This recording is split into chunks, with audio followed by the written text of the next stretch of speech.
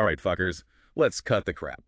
But then you add varying levels of nicotine, a whole buffet of flavorings, and get this, sometimes even heavy metals can sneak into the mix.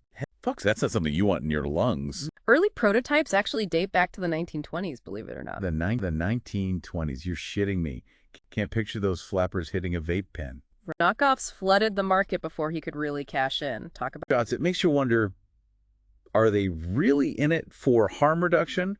tough to say for sure, but it's worth thinking about. Okay. But the long-term effects, still largely unknown. But one thing's for damn sure. Nicotine is addictive as hell. It's a mixed bag, man. They're struggling, to be honest. Nicotine is addictive no matter how you consume it. Before the break, we were wading through the regulatory swamp that is e-cigs. So those folks are stuck with those weird heat-not-burn tobacco things. I guess that makes sense if they see it as picking the lesser of two evils. Where do we stand on all this?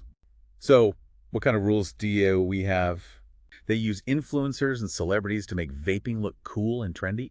They try to sell e-cigs as a safer alternative to smoking, a way to wean yourself off the nasty cigs. Nicotine's a hell of a drug. Once that shit gets its claws in you, it's hard to shake. True. But in reality, A lot of people end up doing both. I mean, come on, cotton candy, bubblegum, even fucking unicorn puke.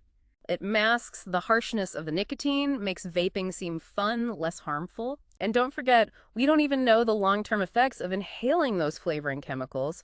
They're chemically different from the freebase nicotine found in traditional cigarettes and earlier e-cigs. Okay, so what's the big deal with this chemical difference? Why should... Well, nicotine salts get absorbed into the bloodstream faster, and they give you a smoother hit.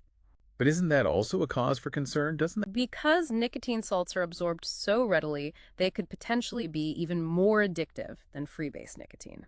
There's a correlation, yeah, but correlation doesn't always mean causation.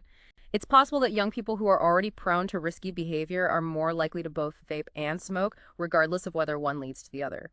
What does the future hold for e-cigs? They've been investing heavily in the e-cig market, buying up smaller companies left and right. They're not going anywhere. You just puff away till it's dead, toss it in the trash. So what can we do about this disposable vape craze? What about recycling programs or something? Yeah. Isn't that like smoking a whole pack of cigarettes in one sitting? And it can be really dangerous, especially for people who are new to vaping or have a lower tolerance. Yeah, we need some common sense regulations, especially when it comes to addictive substances like nicotine.